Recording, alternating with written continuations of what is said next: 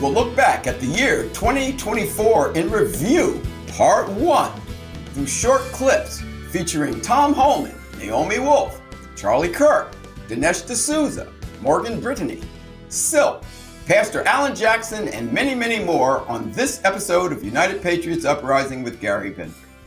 I'm your host, Gary Binford. Thanks for joining us. This podcast is available at radioinfluence.com or wherever you get your favorite podcasts.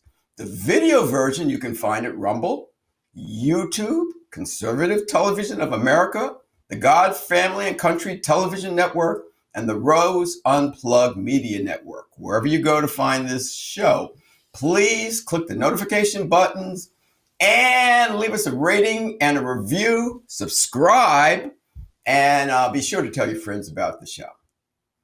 Well, since this show airs on New Year's Eve, which happens to be my birthday, I am wishing everybody a happy New Year. And for us Americans, patriots that aren't on the left, 2025, we're just really hoping and praying that Donald Trump, who's coming in with his Elliot Ness-style untouchable team to try and clean out the swamp and clean up America and get us back to our constitutional roots, hope we get this job done. But it won't be easy, people. It won't be easy because the enemy and everybody who's against we the people, they're not about to give up. And you see that right now. And 2024, there's a lot of hot button issues that we got into. So I have pulled some of the best clips from that year. And boy, there's a lot of people that gave us a lot of information and a lot of warnings about what we have to do to save this country, to retain our freedom and liberty. So are you ready? If you are, in order, you will hear Tom Homan, Naomi Wolf, Charlie Kirk, Dinesh D'Souza, Morgan Brittany, Trevor Loudon, Silk of Diamond and Silk, Pastor Alan Jackson, Rebecca Friedrichs, Chris Burgard, Isabel Brown, Vince Everett Ellison, Clare Lopez, AJ Rice, Kandiss Taylor, Tom Del Beccaro, and Mel K. What a lineup of patriots, and what a bevy of information they put out. So let's get into it. Well, that's my biggest concern is the national security vulnerability they create on the southern border. And I don't care if Republican, Democrat, or Independent. We should all be on the same page on this. We shouldn't give these terrorist groups easy access to this country. But they're on a quest. They obviously perceive a future political benefit from opening the border. And people ask me all the time, why would they open the border? Well, they obviously perceive a future political benefit. I think they think these millions are releasing will be future Democratic voters. But I also think there's a reason when Joe Biden signed 94 executive orders abolishing everything we created, he also overturned the Trump census rule, which says these millions of people, at least 8 million they released into the United States, in sanctuary cities mostly, will be counted in the next census. And so that when they reproportionate seats in the House, it's going to result in more seats in the House with the Dems, so they control Congress. There is no other reason to unsecure a border on purpose. So do they care about terrorism? Probably, but they're not going to let anything stop their plans of controlling this country forever. And it's a shame because, I've said it many times, Border Patrol's arrested people from 180 different countries. Some of these countries are responsible for terror. They've arrested, I think we're at 386 now, 386 people with terrorist watch lists were arrested trying to sneak in the country. We got 2.2 million gotaways. How many of the 2.2 million gotaways came from a country sponsoring terror? If you think it's zero, then you're a moron. So, this is, and even Christopher Wray, the director of the FBI, who I don't have deep respect in, even he said, the southwest border is a national security vulnerability that's going to affect us. So it should scare everybody that this southwest border is vulnerable to terrorists coming in, and even Christopher Wray, the director of the FBI, agrees with me. But here's what people need to understand: the 2.2 million people that got away.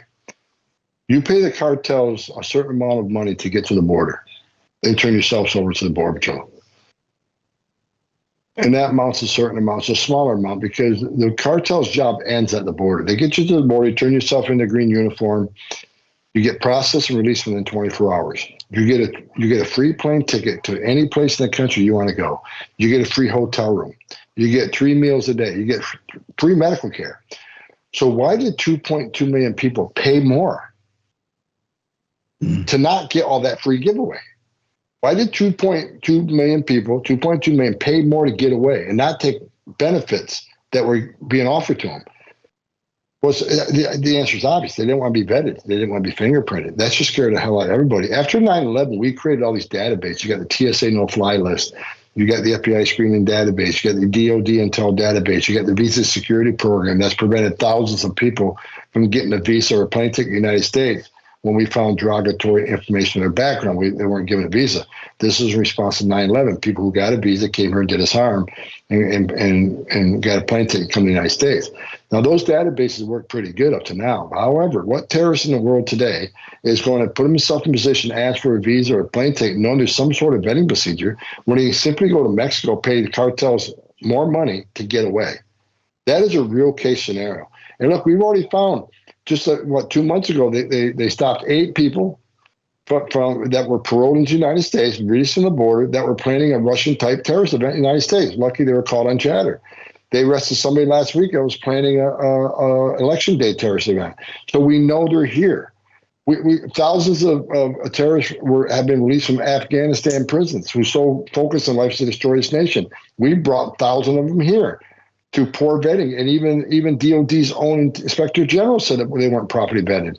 This border issue, this immigration issue, this open border mentality of this administration has caused the biggest national security vulnerability I've seen in my career. And God help us, I think something's coming. And when something comes, I want President Trump to be in the White House. Amen. Now that you have everybody's attention, the people are saying, Naomi, I get it. I hear you. But I'm having no success with my liberal friends. How did you find your way out? Why is it you see it, they don't? Please help me. My head's exploding. The country is falling apart. What can we do? How did you make it out? Please give us the secret. How did I make it out? Well, it wasn't intentional. I was ejected. I reported accurately in 2021 on Twitter that women were experiencing menstrual symptoms upon receiving the mRNA injection. This is a beat that's been my beat since the 90s. For 35 years, I've reported on women's health and women's reproductive and sexual health. It's like I was famous and beloved around the world, for doing that. And so I did it again in 2021, and it was a forbidden thing to do. And I was deplatformed from Twitter and Facebook and YouTube all at once. Turns out at the behest of the White House, for whom I had voted, and smeared globally, and I became depersoned by the left. So that helped me kind of wake up, because the only people who talked to me were conservatives and libertarians. So I learned a great deal, and that's the subject of my last 2 books, Facing the Beast and The Bodies of Others. But to your question, I have this conversation with my friends all the time. I have 5 formerly liberal friends who had the same journey of, oh my God, how did they not see this? That I did. And I honestly think that this is a metaphysical crisis and can't be explained in normal human terms. In other words, I think we're in a spiritual battle, and I actually think that there is some kind of delusion, like the Bible talks about a strong delusion. Right. I literally see people who are highly educated, critical thinkers, journalists, managing directors of companies, editors, unable to put the pieces together. They were critical of big pharma their whole adult lives. They knew about thalidomide. They knew about, all the things, too much estrogen and birth control pills, all the things. And they just bowed down to pharma in 2021, 2022. They knew about discrimination.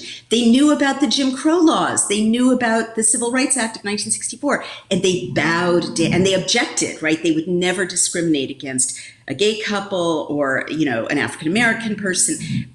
bowed down in 2021, 2022 to create a discrimination society and endorse it and police it based on medical status. And they don't see any conflict there. People who said, my body, my choice about abortion, and that your conversations have to be private with your doctor about reproductive issues, embraced, Sotomayor and Elaine Kagan on the Supreme Court embraced health Nazism, in which the state gets to make your medical decisions. So I really can't explain it, except that, I think about biblical phrases like the scales fell from my eyes. I mean, I've had this experience of spending the last 2 years with my team of 3,500 doctors and scientists who have read through the Pfizer documents and that were released under court order, and they've written 96 reports. It documents the greatest crime against humanity in history. I'm the granddaughter of a refugee of Nazi Germany. Well, how can I put this? Nothing that is presented to my former team registers, and so when I say I've reached the conclusion it's metaphysical, I've literally had the experience of talking for the last 2.5 years to half the country who are listening, and they're God's people, right? And I can't explain that. Like the people who are tuning in, the people who are hearing the warning, who are telling their daughters and granddaughters, don't take this, don't give this to the kids, they have a relationship with God.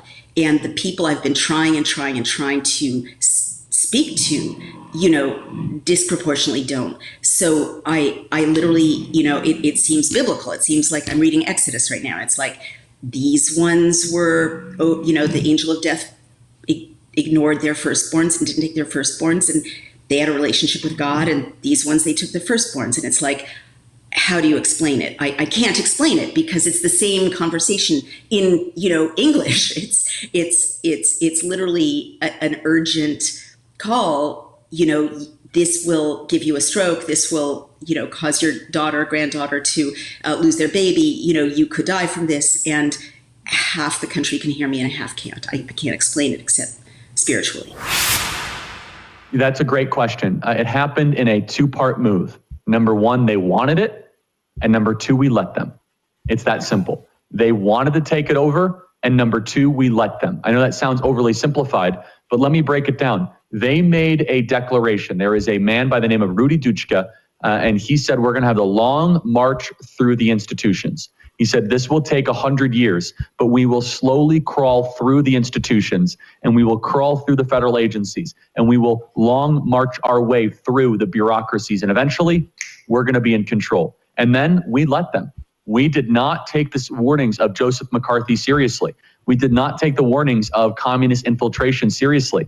And we kind of said, oh, America's great, we could never fall. We were prideful, we were arrogant. And dare I say that pride comes before the fall, is that we were very arrogant that America was impenetrable, that we're the greatest nation ever, that we can never collapse. And we are the greatest nation ever, but that doesn't mean that we are immune to collapse. And these Marxist revolutionary forces have been incredibly successful because we've let them be successful. And that should be very empowering to your audience, which is that if we allow them to continue to march forward, we won't have a country, but it is a choice. We have made the decision to allow them to take over the republic. We've made the decision to allow them to take over every core power center in this country. And so it needs to be a decision for us to say, you are no longer able to take over every power center in this country. Okay, now, how do we stop it? You don't have to give away all the book secrets, but how do we stop it? We have to put our foot down and stop this right here, right now. Yes, we do. The first thing, it's going to sound overly simple, but it's critically important. The woke is a cult of lies. Therefore, we must speak the truth and speak it loudly. The antidote to Marxism, postmodernism, nihilism, and all of these insidious parasitic ideologies is by speaking the truth boldly and proclaiming it. So let me give you an example. The next time you encounter someone who is a biological man who is masquerading as a woman, you do not put up with that lie. You do not use the pronouns. You reject it. Now, you don't have to be a jerk, but you must be a truth teller. That's a very important thing. You just say very calmly, in truth and love, you're not who you say you are. You're not who you're telling me to say you are. It's one thing if you believe it. And that's what is so sick about the trans cult, is that the trans cult, they make you then repeat back the lie. It'd be one thing if somebody has a mental problem. I have compassion for people with mental problems. We all do. But how many mental problems do then the healthy need to accommodate the sick? That is at the core of transgenderism. So that's just one example. Another example is if somebody comes up and they say, well, Donald Trump is a Russian agent. Don't put up with that. That is a lie from the pit of hell, right? All that nonsense that we've heard time and time again. And so we talk about that in the book, that one of the ways is to proclaim truth, is to espouse truth. And I'll say, again, I don't want to give away all the details of the book. People can find it at 45books.com. One of the other ways that we're going to defeat the woke is we must build new institutions. We need more Elon Musks. We need more risk takers. We need more entrepreneurs. We need more institutions of our own to defeat the woke. Yeah, let me interpret that scene that you just mentioned. The Trump coming down the escalator in 2015, announcing that he's running for president. So this is how I see it. At the top of the escalator, I put all the cool people of America. Oprah Winfrey's up there, and Ellen DeGeneres, and all the Hollywood people. And as you say, they lionize Trump. They want to be seen with Trump, photographed with Trump. But then Trump does something very significant. He steps on the escalator. He descends. He goes down. Well, where does he go down to? Now, in my mind, at the bottom of the escalator, I will place the forgotten people of America, the ordinary guy, the guy who's like, ignored by both parties. His job has been traded away. And this guy who's not doing that well, he hasn't seen the American dream really, and he's not sure if his kids will have a better life than he had. And he looks up the escalator and he goes, whoa, that guy Trump is not one of us. He's not like me, but he's taking up my cause. And so this makes the ordinary American very attached to Trump, very devoted to him. But meanwhile, from the point of view of the cultural elite at the top of the escalator, they see Trump as having left their camp, sold out their team, joined with the pitchfork people and taken up their cause against them. So right here, you see in a single snapshot, I think a little bit, why the same people who once adored Trump have now turned against him. Yeah, we if we haven't lost it completely, we're losing it at a rapid pace. Thank goodness we have people like you out there talking and speaking loudly and having the courage to say what we need to have said. And I look at it more and more because Anne-Marie Morel and I do Politichicks, but we got shut down so often by Facebook, by Twitter. Everything we would say, if we had a different opinion, we would get censored or we would get, tagged for misinformation. I'm seeing our freedoms, especially our freedom of speech, going away. We're not allowed to speak anymore. I'm looking at the rioting, the protesting in the streets where people are standing up for terrorists. Hamas terrorists, when we have, I'm looking at the universities because my daughter went to school out here in California. I could see it years ago that it was happening in her school, but I didn't realize how bad it was and how just immersive they got to indoctrinate our children and turn them into little robots that don't know anything other than what they've been taught. It is a very scary situation. I see it.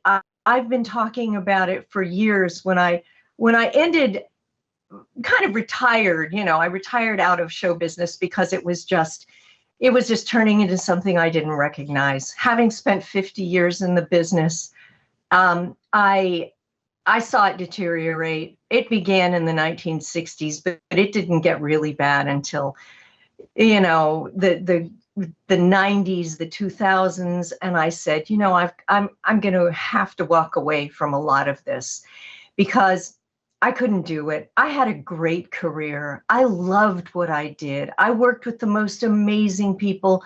Hollywood was not the place it is today. And I look at our entire world, Gary, and I think the world is turned upside down. What's right is wrong. What's wrong is right. you're not allowed to speak if you believe a certain thing. Religion is just being demonized everywhere you look. It's become like a show I did in the 60s, The Twilight Zone. But this is how you got to do it. And it goes back to the old Murder, Inc. of the 1930s. Yeah, look, how do you take down organized crime? You get an untouchable unit. This is what Thomas Dewey, who took down Murder, Inc. did. He interviewed 1,200 young men to get a small unit of completely trustworthy, brave, smart individuals, untouchables, an elite force. Then he went out and he would catch a few low-level guys of Murder, Inc., sometimes known as the Purple Gang.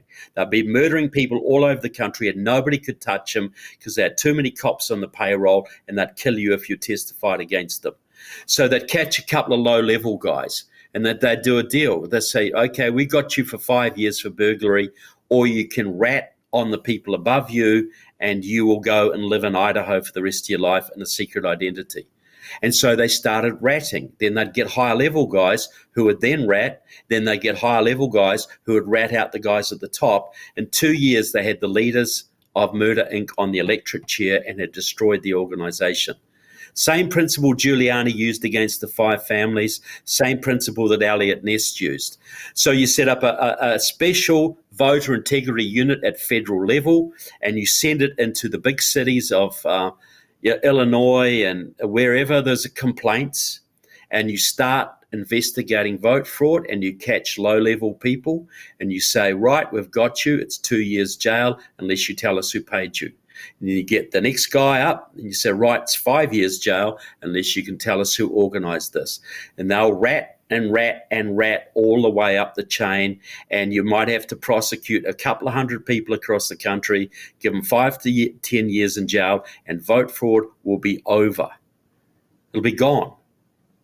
But this is what you do with foreign intelligence. It's similar. See, there are at least 25,000 Chinese spies in the country. Iranian spies, North Korean spies, globalist spies, and they are buying congressmen, they're buying up academics, they're corrupting businessmen, they control Wall Street. So this is what you do. President Trump comes in, he sets up a new intelligence agency. Nobody from the FBI, nobody from CIA, maybe one or two very old hands before Obama, who are not corrupted. Then you interview 30,000 young people, IRS agents, sheriffs, people, police, special forces guys, and you whittle it down till you got a couple of thousand of the very finest, the most uncorruptible. And you set up this new agency and it's all about ferreting out foreign infiltration of the country. And you compartmentalize it, so if you get a rotten apple, it doesn't affect the whole thing. And then the president declares a 3-month amnesty for all spies and traitors in America. You got 3 months. Every Chinese agent, every Iranian agent, every dirty businessman, every dirty academic, every dirty Wall Street guy taking Chinese payoffs, every corrupt senator, every corrupt congressman, every corrupt mayor. You got 3 months. You either leave the country within 3 months, never to return, or you come in and spill your guts. You tell us every single thing you know, who paid you, who you paid, who you're working for, what your networks were, Chinese, Iranian, Russian, whatever it is. And if you are honest and you'll testify against those we catch who don't come forward, you will get immunity from prosecution and witness protection if necessary, if you will testify. If you're found to have lied later, that deal is off. But that would throw every single foreign intelligence agency into complete chaos. That you would see tens of thousands of Chinese leave the country. A whole bunch of Iranians would leave. A whole bunch of Russian mobsters would leave the country, sell their mansions in Miami. A whole bunch of cartel guys would just move back across the border. A whole bunch of senators would stand down for family reasons. A whole bunch of Wall Street guys would stand down. Big tech guys would stand down, and they would come forward. Because a lot of these guys, didn't start out to betray their country. They got blackmailed. They got compromised. They got in a business deal they didn't understand, like getting hooked to the mafia. They will get their hooks in you and they want out, but there's no way out because they'll go to jail. So they keep doing it. You give them a way out. Say your crime will be between you and God. You come clean with the American people. You tell us what you know. It's between you and God. We will not go after you, but you got to be honest. And you would see a meltdown because the Iranian businessman paying off the senator wouldn't know if the senator was wearing a wire, and the senator wouldn't know if the Iranian was wearing a wire. All the networks would freeze up, close down. You wouldn't have to fire a shot. You'd probably only end up prosecuting a couple of thousand people, maybe Hillary Clinton and Barack Obama among them, but you would get the low-level ones and go up and up and up the chain. And finally, the American people would understand just how deep the corruption is, and they would support the security measures that were needed going forward to make sure this doesn't happen all over again. Loyalty oaths, investigations. There's no security clearances in Congress. None. The Chinese know this and they use it against us. There's a whole bunch of things that could be done to stop this happening again, but you got to have this big clean out first because it's so corrupt now that everything will get blocked. So you need a wrecking ball like Trump or someone like that who would come in, set up this new agency and start going after the bad guys. Shut them down. And I think this is a Christian way to do things, I don't want vengeance. I just want repentance and honesty and disclosure. Get them out of here. The few that refuse to take the deal, the few that refuse to confess, they deserve their 30 years in Leavenworth. I don't think anybody would object to that. But that's the few. They will get their chance. They will get their chance to come clean. No, it's like surreal, okay? This is not only sick, but it's demonic, all right? And when I look at the Democrat Party, they have gone rogue. They have fallen off the cliff. They didn't just go to the left. They fell off the cliff, okay? And to have people to try to have us in this sense of denial and have us in this sense of delusion, and then have us in this fake. It's like a fake thing that they got us stuck in. And there's people that believe it, okay? They do these and use these tactics because they want to stay and remain in control, okay? Now, I'm 53 years old, and I know I look good to be 53, okay? But being 53 years old and going to school and sitting there in biology and science class and health class and all of this different stuff, I know what they taught me. But to wait till I get to 53 years old and tell me, no, we don't lie to you all. Men can get pregnant, men can have periods. And I'm like, wait a minute, okay? What you're not going to do and what I'm not going to let you do is lie to me, okay? So I became very, very vocal against men being in women's sports, men being in the bathrooms with females, especially little girls, okay? It is morally wrong. And it's also, you're impersonating a woman. That's illegal. I can't go and impersonate a police officer or impersonate a doctor, okay? And then to tell me that you want me to believe this. You want to push it down my throat, want me to choke on it, to believe this, that when a man says he's a woman, that I'm supposed to believe it?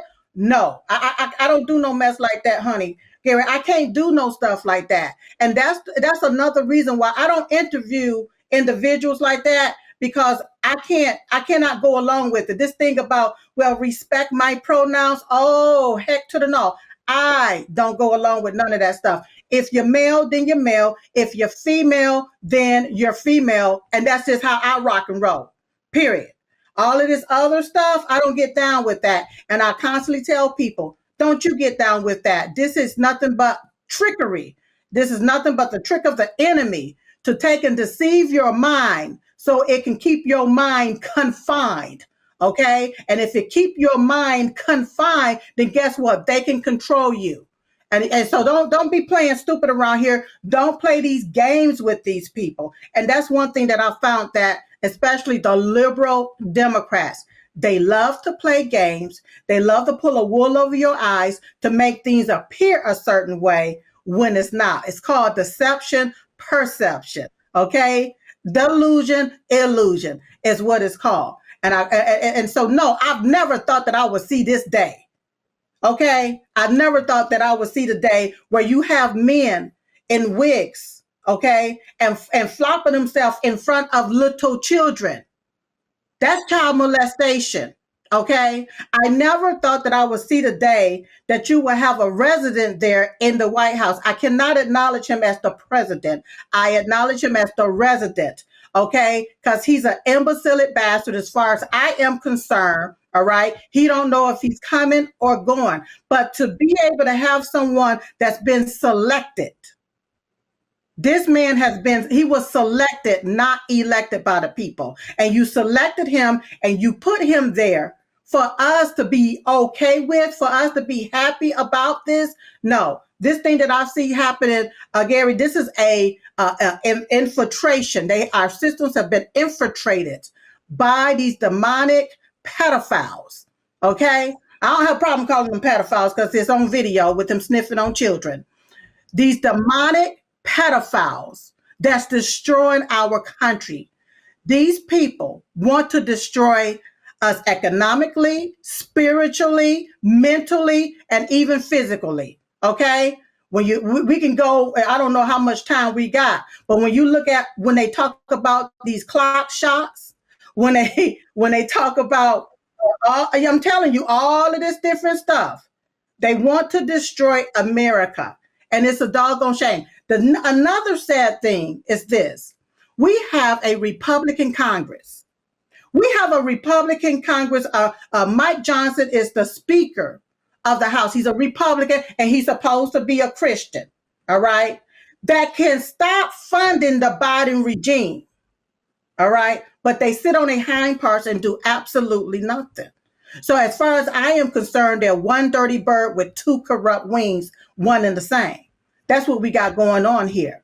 Okay. It's like nobody wants to really, truly work for the will of the people, the will of American citizens here in America, especially when you're sending billions of our dollars to oversee somewhere to so-called secure their borders. I believe it's money laundering, but to so-called secure their borders while our borders are wide open. I really, truly can't believe that I'm seeing this here with my eyes. And because I know who I am and whose I am, I know what this is. I know exactly what this is. And this is demonic. Well, I don't know that I didn't intentionally make it political, but I did intentionally make it cultural.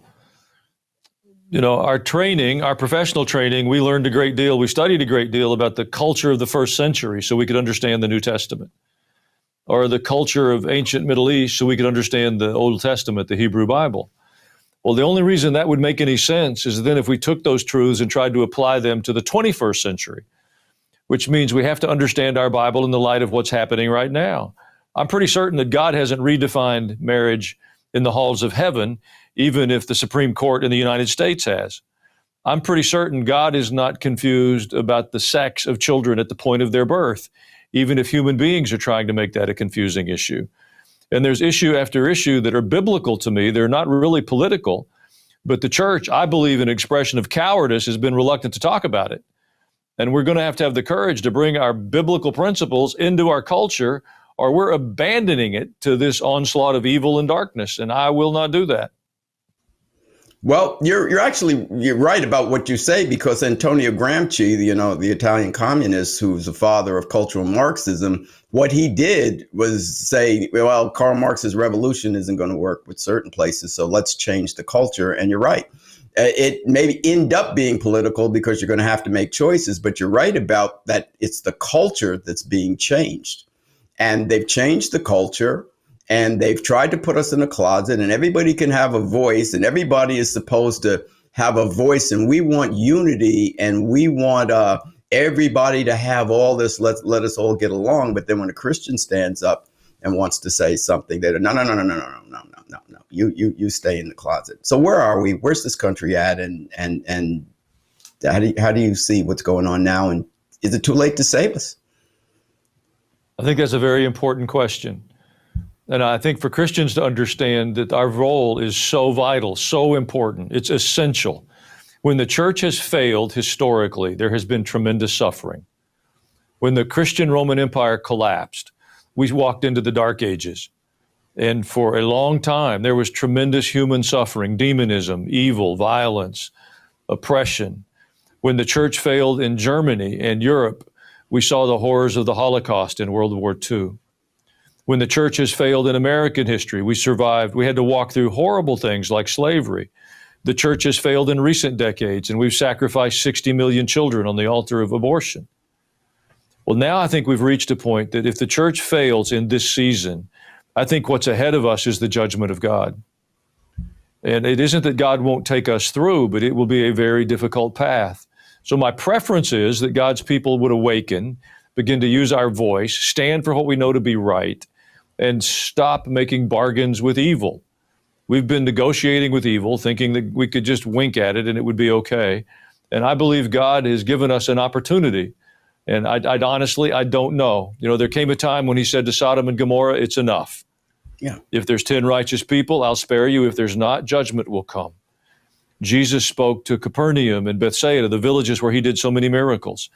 And he said, because of your attitude, judgment is coming. And so to try to say that, you know, that Jesus is all about love and a group hug misses a good bit of his message. I agree a portion of his message was about love, but it's also about obedience.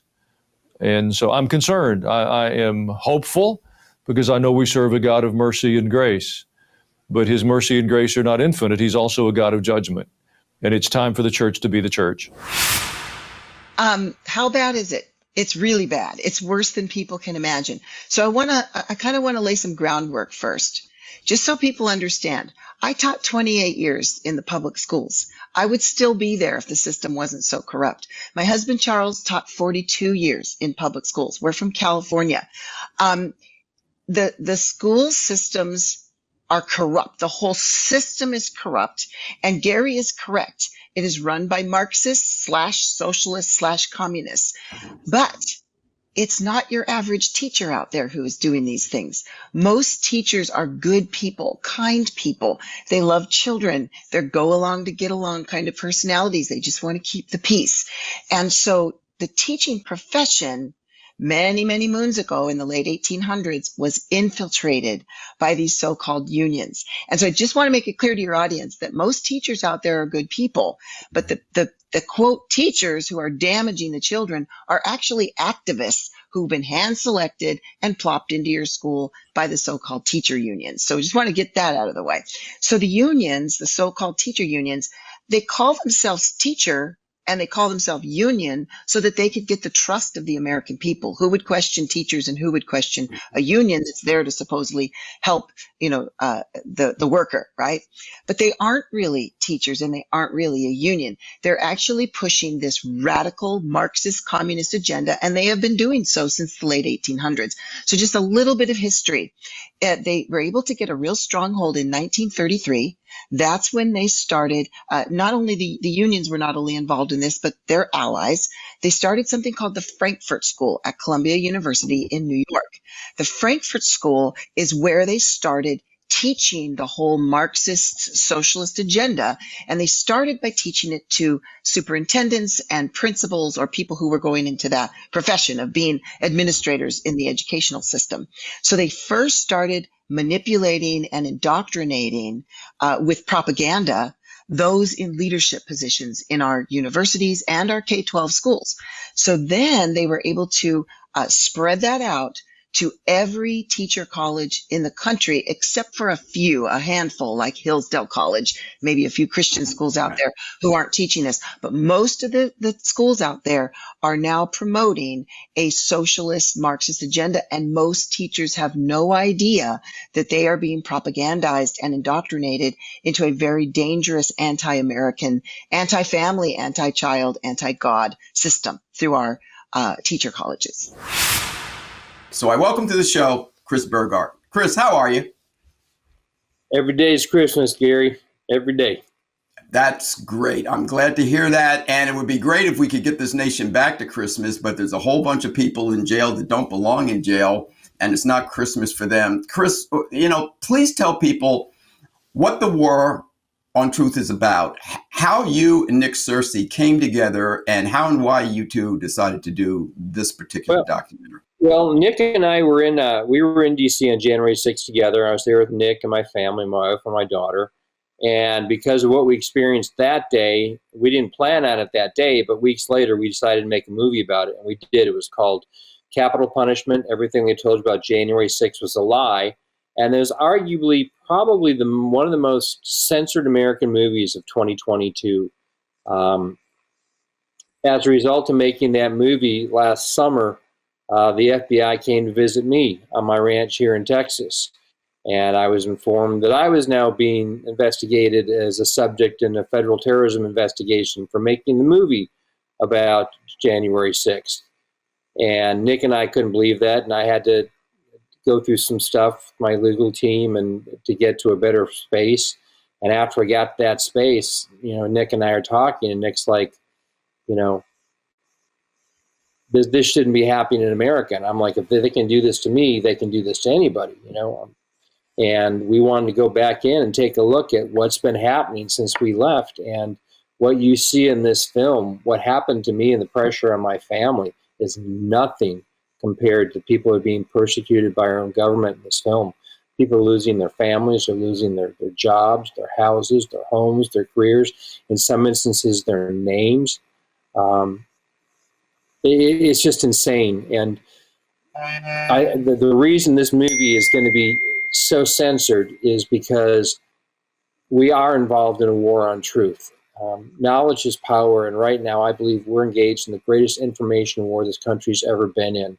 And what's so dangerous to the deep state about movies like The War on Truth and guys like me and guys like Nick is when you have somebody holding up the truth and saying, look, here's the truth, guys, here's what happened that day. And then you put that next to the false narrative that they've been pushing, like we saw the J6 panel, you see with the Biden administration, you see with the Department of Justice, the truth holds up and the counterfeit goes away. And that's why they need to it's why they haven't released the 40,000 hours of footage that Mike Johnson said he was going to release. Okay, if you put the truth out there, the narrative falls apart. And the biggest takeaway you'll see from the War on Truth, you'll see former Capitol Police Lieutenant Tariq Johnson, who was in charge of the ground forces, Capitol Police that day. He'll tell you, he says, the people on the ground that day, the MAGA people, the Capitol Police, we were all set up. And then the movie goes into detail about how some of that happened. That day was an operation, and it wasn't architected by the good guys. I never in a million years would have dreamed that this would be my career today, working in content creation and politics and doing public speaking across the country. I wanted to be a surgeon, and I pursued my degree in biomedical sciences at Colorado State University in my home state of Colorado, and then the policy side of BMS at Georgetown for my graduate education. And I discovered very, very quickly in my undergraduate years that the reason I loved science, the pursuit of objective truth, really wasn't being honored in a lot of my classes. Instead, in organic chemistry and anatomy and physiology, I was spending a lot more time arguing with my professors about their political opinions, or being told your chromosomes have nothing to do with your gender, even though we just taught you that for the test, that abortion did not end a genetically unique human life, or even that it was scientifically impossible for God to have created the universe. And I found myself in the midst of the insanity of the 2015, 2016 era with the Trump campaign first coming onto the scene, right smack dab in the middle of one of these insane leftist-oriented college campuses, and looked around at a sea of 33,000 other students, not seeing anyone share my values publicly, at the very least, in our campus community. I decided to do something about that when I was in college and started a club on campus for intellectual dialogue, to bring speakers to campus, to challenge the Marxist narrative, and certainly made quite the reputation for myself along the way, being known as that conservative girl on my campus. Got all of the backlash and the death threats and the whole nine, but really saw a movement and a revolution happening on our college campus in Fort Collins, Colorado, of all places, where those older than myself, millennials, began graduating off of campuses. And the next group of people, Gen Z, started coming into the fold. I'm the first year of Gen Z, born in 1997. And I watched a seismic shift happen in the priorities and the values and really the curiosity of the students around me, not wanting to just blindly accept the Marxist narrative, but instead to question things with a natural skepticism, desperately hungry for events with people like Charlie Kirk and Kandiss Owens and Dennis Prager, who we invited to come speak on our campus, drawing crowds of literally thousands of people, just excited to hear a difference of opinion and challenge their own perspective, which is what education is supposed to be all about. I actually wrote my first book that I self-published in 2021 about my college experience. And boy, was it crazy. That book is called Frontlines. But I fell in love with activism. I fell in love with facilitating these conversations and being a voice for truth, the same way I would have done as a scientist, but in a totally different arena, and decided to take that into the digital space after I graduated. Now my job is still working with Gen Zers every single day, but here, where we spend all of our time on social media, and instead of interacting with tens of thousands of other students, I'm interacting with tens of millions of Gen Zers all over the world who are all experiencing living in what I call the upside down in the 2020s, where nothing makes sense, lies have become truth, men are women and women are men, and we're desperate for that exact thing that was such a void we filled on my college campus, that pursuit of objective truth. Yeah, man, I was working in a prison for 5 years, and I saw these young black men being locked up in the 1990s from the Clinton-Biden crime bill. I mean, they were locking young black men up.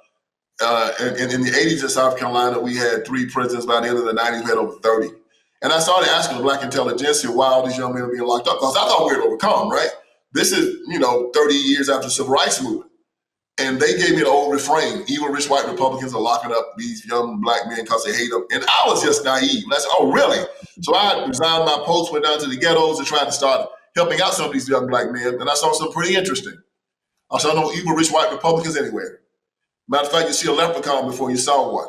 Yeah. What I did see was a bunch of black Democrats making money off of the chaos. And I call these guys the Iron Triangle. Most black preachers, most black politicians, and most black civil rights workers. And I found that they were conduits between rich white liberals and the Democrat Party. And the poor black folks in the Democrat Party. See, these rich white liberals, they're gonna go down to the ghettos and get their hands dirty. Now, they're gonna find some greasy preacher like Al Sharpton or Jesse Jackson or somebody like that and tell them to do it, and they pay them the money. They run their buses off, souls to the polls and the street money and the ballot harvesting and the intimidation, whatever it takes, or the a bottle of liquor and a pork chop sandwich. Their job is to make sure these black folks stay ignorant, afraid, and under the control of the Democrat Party through hook or by crook. And so I saw this machine working, and I wrote my first book about it, and I called these 3 entities the Iron Triangle. And Book Authority gave this book, number 61, on the greatest political books ever written in the history of the world. Yeah. It blew the lid off of something that people have been asking about for a long time. So I also talked about Stockholm Syndrome, why the black community votes for the Democratic Party, cognitive dissonance, how that thing keeps them from changing their minds, Maslow's hierarchy of needs, and how they keep us stuck at number 2. They never let us reach self-awareness while we're fighting for food and sex and security. I'll break it all down into a psychological, spiritual concept where anybody can understand it. I take on the civil rights movement. Martin Luther King Jr. talking about telling us 5 times that I have a dream speech that 100 years after the Emancipation Proclamation, the Negro is not free. and that we come to Washington, D.C. to get our unalienable rights. No, our unalienable rights come from God, and freedom is one of them. Amen. These rights are irrevocable, non-transferable, and unsellable. We don't go to government for these rights. We defy government to come try to take them from us. So King started all this begging, all this victimization, talking about, I have a dream. Yeah, one day, my 4 little children won't be judged by the color of their skin, but by the content of their character. Well, let me tell you something, player. You're going to be judged by the content of your character. It is unavoidable. And as far as somebody judge me by the color of my skin, Jesus Christ said we ain't supposed to be concerned at all about how men view us. We're supposed to be concerned about how God views us. And so he taught us to walk around begging white folks to accept us, to not judge us by the color of our skin. Please, boss, don't judge me by the color of my skin. Never me. So now for the last 60, 70 years, we've been following behind a bunch of white racists, begging them to look at us favorably while they despise us. And God told us, do not be concerned about man. Be concerned about me. If they hate you, love them. If they despise you, love them. They treat you wrong, you treat them right. But that don't give them the right to put their hands on you. And like I said again, if you don't like the color of my skin, that's your problem. You put your hands on me, you're going to have another one. So what we need to do now is go back to this civil rights movement, turn this thing around, and we need to look at these jackleg, no good, apostate black preachers and drop them like a bad habit, get with the real church. It ain't no black church. It's the church of Jesus Christ. Jesus Christ. Doesn't matter the color of the preacher. And we need to go to true Christianity as opposed to this black liberation theology, all this victimization, all this lying. I'm an heir of Jesus Christ. I'm a child of God. I cannot be inferior to anyone, and I cannot be a victim to anyone. God is my father. And you think I'm going to be walking around here begging these people to crumb the fall from their table? And go to hell, man. And so, yeah, you and we have been, talking about this for a long, long time. I myself was down on the southern border at Eagle Pass in Texas just several months ago in mid-2023. And we've been watching, the flood of illegals pouring across that border. But I think it's now the magnitude of the flood. We've had, excellent journalist reporters like Todd Bensman, Michael Yon, reporting to us consistently about this for years. Now, finally, it's getting some traction.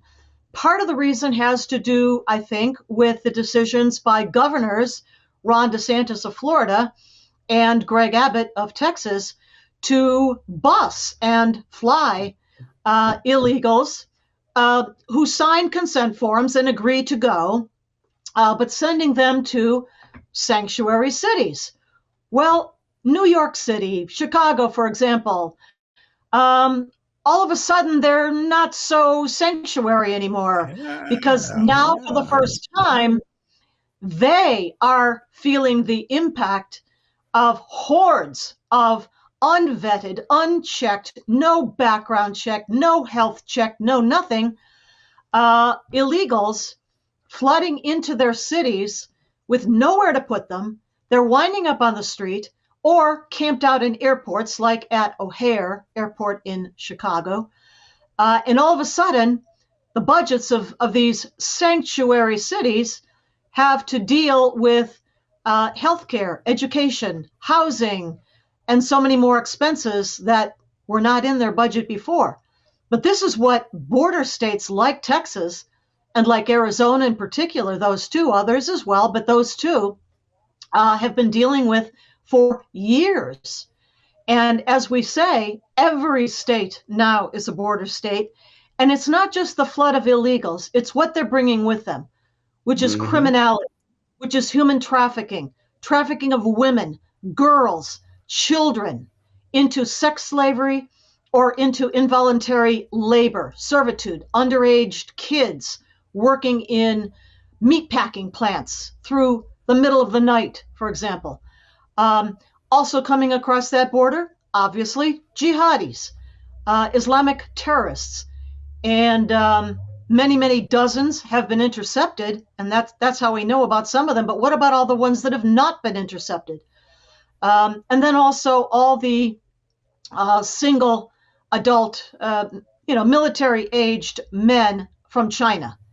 And the reporting on that shows that at least some of those very likely belong to a special operations unit of the People's Liberation Army that's called the Jungle Tigers. And no, they did not come through ports of entry, flashing their CBP One app on their cell phones that, given to them along with the clothing, the shoes, the backpacks, and the reloadable debit cards given to them by the United Nations, which we fund, and or the United States non-governmental organizations, meaning charities like the Catholic Charities, the Methodists, the Hebrew Immigrant Aid Society, and all the rest. Our taxpayer dollars paying for all of that.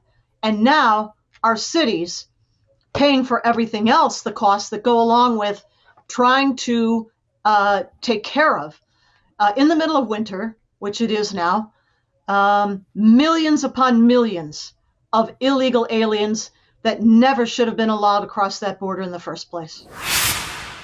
I will tell you, when you hear this term, white privilege, it's actually code. It's code. And I'm abducting the term back, obviously, and trolling the left with the book cover. But what they're actually talking about, what the Woking Dead and the cultural Marxists are talking about when they say white privilege is first at the macro level, Gary, Western civilization. And when I'm talking about Western civilization, I'm talking about the Greco-Roman Judeo-Christian civilization. So the four legs that make up the West. Where the borders of the West are geographically at this point is anyone's guess.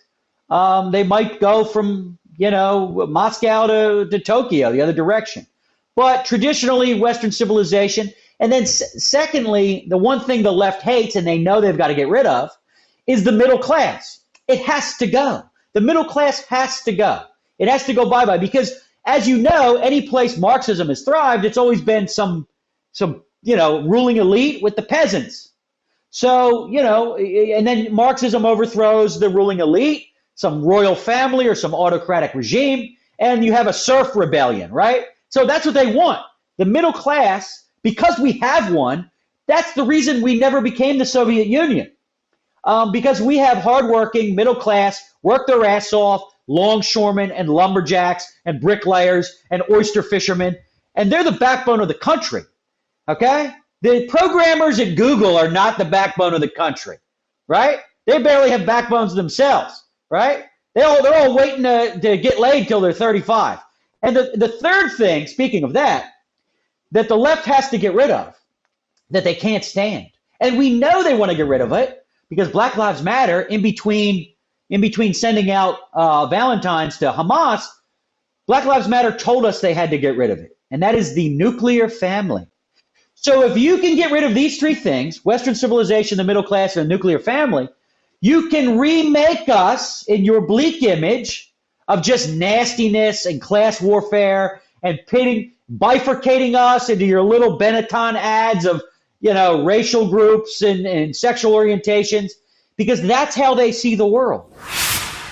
Absolutely. We've even seen a radical shift in the GOP. People were not involved. They were not involved in their local party. And we saw a huge movement last spring with the Republican Party. And so many of my volunteers went and they became delegates to the convention and they became precinct chairs and they became county chairs and secretaries and treasurers and vice chairs. And they're all running for seats and they took over. And so our executive board of the Georgia GOP is primarily conservative, patriot, grassroots people that are, paying taxes and working, and they're going and serving in these roles, and we took the party back. And so that's a huge move when we took the party back. We don't just bow down to the politicians. They are public servants, and we treat them as such, and we want to have a good relationship with them, and we want them to do their job and to serve the people. But if they don't, they will be primaried. And so, for me, I made a post about primarying them. I said, if you want to primary someone and you have someone in mind, I'd love to help you. Let me know. And so I didn't mean everybody needs to be primaried, but there are some people who do because they vote Democrat more than Republican. They don't represent the people. Their constituents cannot get a hold of them. They're not accessible.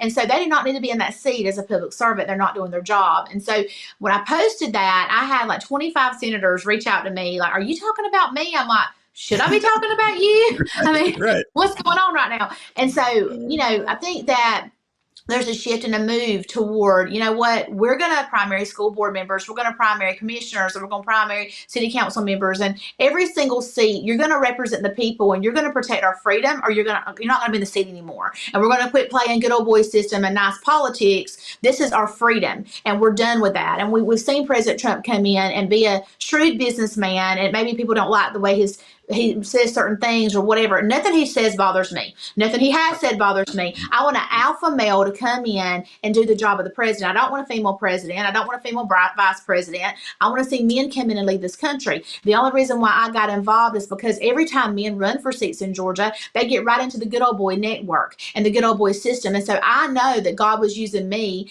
and letting me come in and say, hey, you're saying you're a Christian. You're using the name of Jesus Christ. Then you need to be held to a different standard. You hold yourself to a different standard. And so he was using me there to show them, hey, quit this. Stop. This is not right. And I believe that he's not done with me yet. And I believe that I will be in some seat at some point, and I will be able to help be that model for these men to shake off. It doesn't matter about money. It doesn't matter about power. It matters about being a servant of the Lord and leading people spiritually like God's called you to do.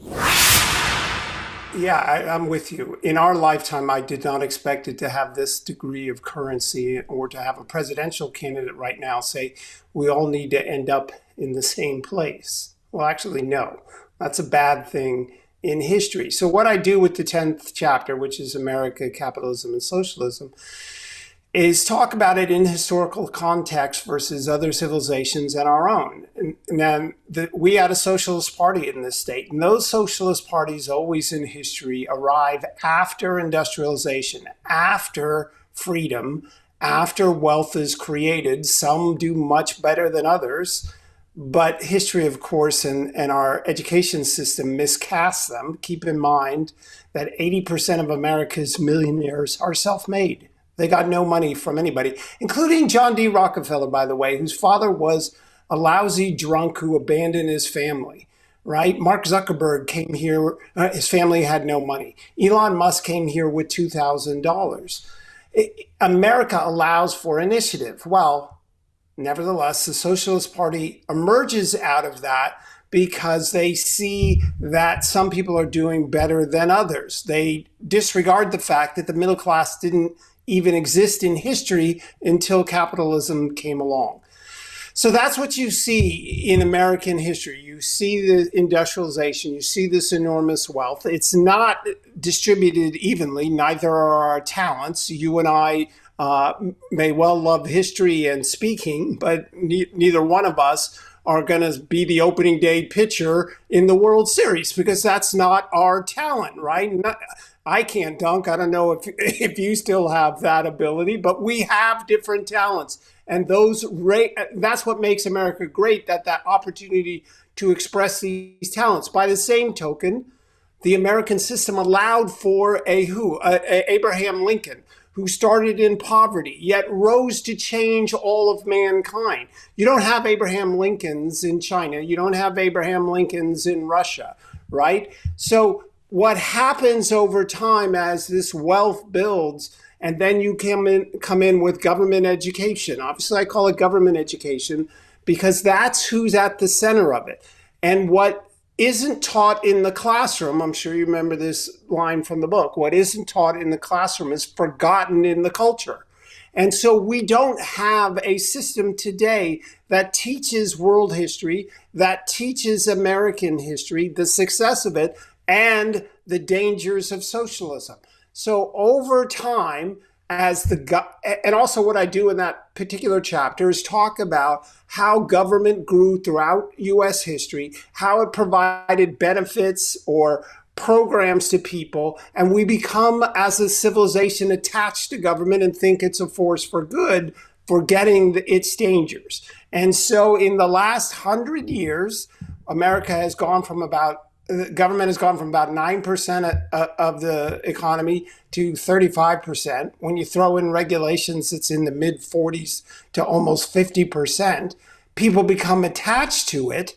And then you have discussions where Michelle Obama can get on TV and say, government does everything for us. Yes, well, Jefferson warned us that the government can do to you in proportion to what it can do for you.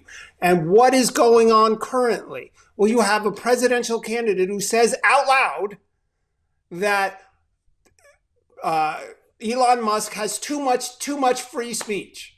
Well, free speech is the mother of democracy, and a republic. You cannot have either one of them without your ability and my ability to dissent from those in power. The moment that censorship starts is the beginning of the end of freedom. And so I discuss in that chapter how it is we got to this point where we had a vibrant First Amendment, and now we're here where we are today. I mean, people don't really know that about Obama, about his background with Weather Underground and Franklin Marshall Davis, because we were not allowed to know Obama's history. He was a senator for 1 year. He came essentially out of nowhere, and nobody questioned it. He had people around him like Norm Eisen and Cass Sonstein, who were still running the show in the fifth column, as far as I'm concerned right now. And Obama came in as a uniter, when really that's not what he was at all. What he was a tool of the globalists, because people do not realize still, and it's hard to accept certain things, but I've been doing this as in what I do for a living my whole life. Both Bushes, Clinton, Obama, and Biden are all globalists. They are all for a global governance. They have always been. And Obama was picked, and Hillary was supposed to be next. And Donald Trump came in. To their surprise, I believe that night, they did not believe Donald Trump was going to win. And everything since then has been a rush and a operation to return us to the path of global governance, or the Great Reset, or whatever you want to call it. Certainly, I believe the pandemic was a plandemic.